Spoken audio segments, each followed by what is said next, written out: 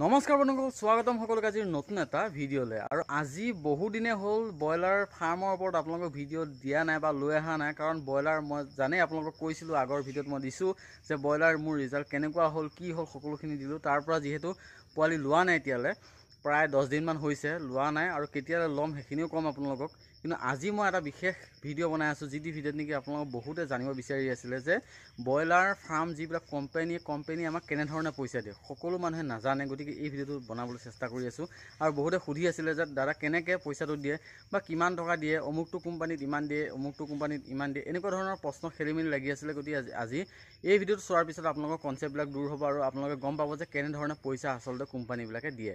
সকলোখিনি জনাম। ভিডিঅ'টো শেষলৈকে চাব। যদি ভাল পায় এটা লাইক কৰিব, লগৰবোৰৰ মাজত ভিডিঅ'টো শ্বেয়াৰ কৰিব, যাতে সকলো মানুহে কথাটো গম পায় আৰু ধুনীয়াকৈ যাতে কামবিলাক কৰি যাব পাৰে।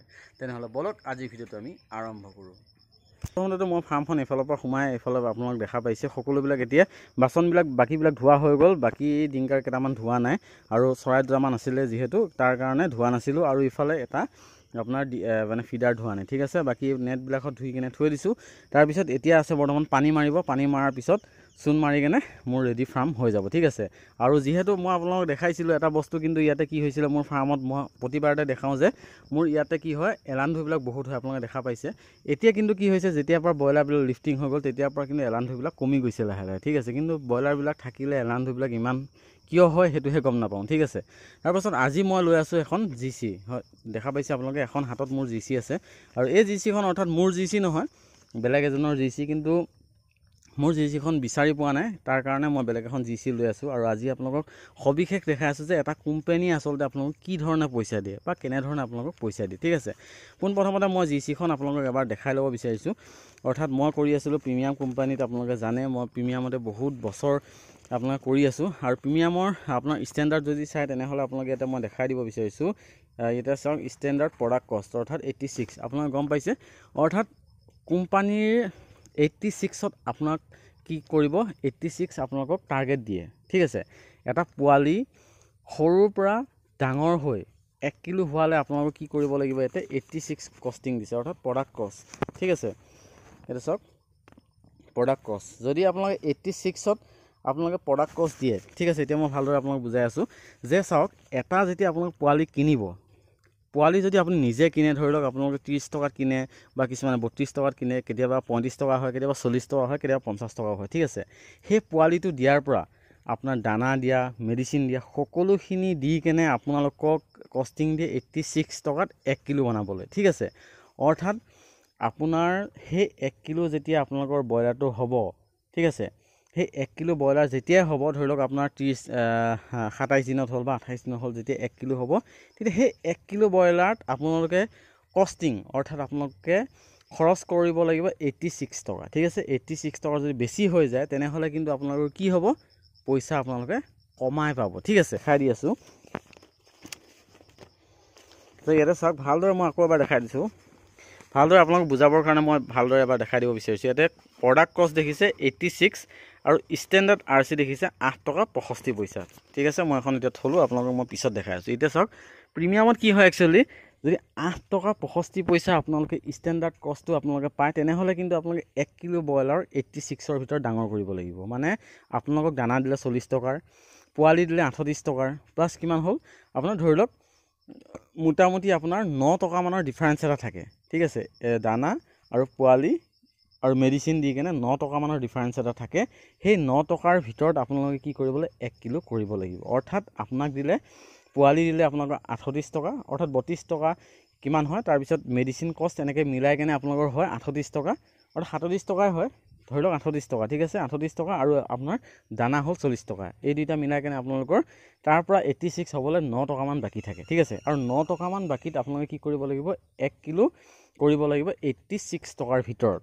এতিয়া ধৰি লওক আপোনাৰ চৰাইটো আপোনালোকে পুহিলে 40 দিন বা 42 দিন বা 45 দিন পুহিলে, পোহাৰ পিছত সেই চৰাইটো কিমান ডাঙৰ হ'ল, এভাৰেজ গোটেইবিলাক চৰাইৰ কথা কৈছোঁ মই, এটা এক্সাম্পল দি আছোঁ। গোটেই ফাৰ্মৰ চৰাই ধৰি লওক আপোনাৰ 2 কিলো 500 বা 2 কিলো 600কৈ আহিলে।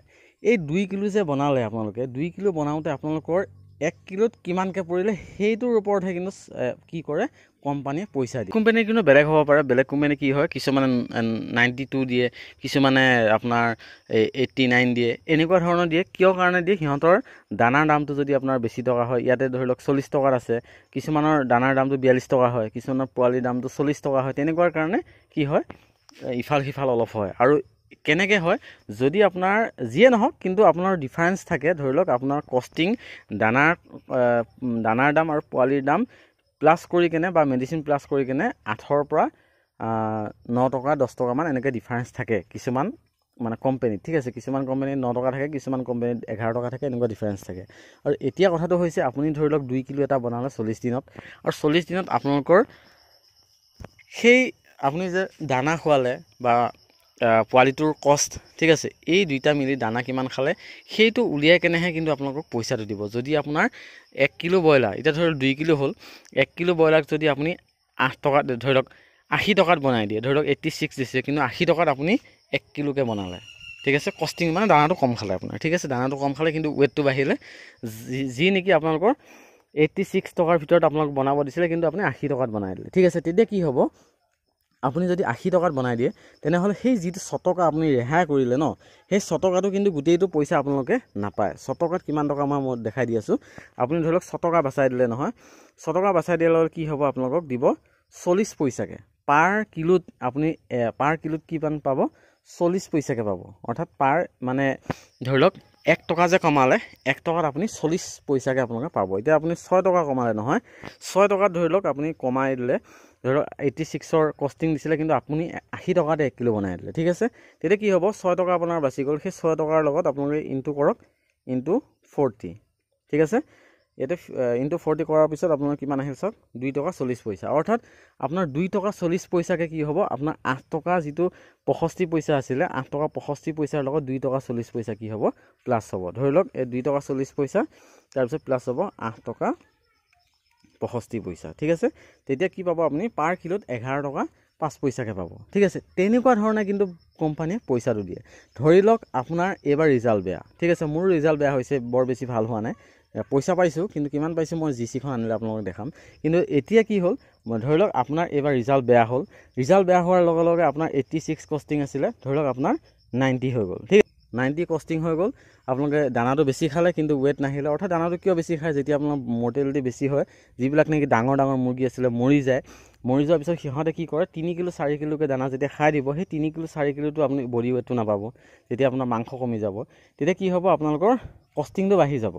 কষ্টিংটো বঢ়াৰ লগে লগে আপোনালোকৰ পইচাটো কম পাব, ঠিক আছে। গতিকে আপোনাৰ ধৰি লওক 90 হৈ গ'ল, 90 হোৱাৰ লগে লগে কষ্টিংটো আপোনালোকে কি কৰিব, আপোনাৰ ষ্টেণ্ডাৰ্ড আপোনাৰ কষ্টিং আছিলে কোম্পানী ধৰি লওক 86, তেতিয়া কি হ'ব, আপোনাৰ 4 টকা এটা আপুনি বেছিকৈ খোৱালে, ঠিক আছে, 4 টকা বাঢ়ি গ'ল। 4 টকা বঢ়াৰ পিছত কি হ'ব, আপোনালোকৰ কিন্তু আপোনাক কি কৰিব, ইয়াতে পূৰণ কৰক 0.40,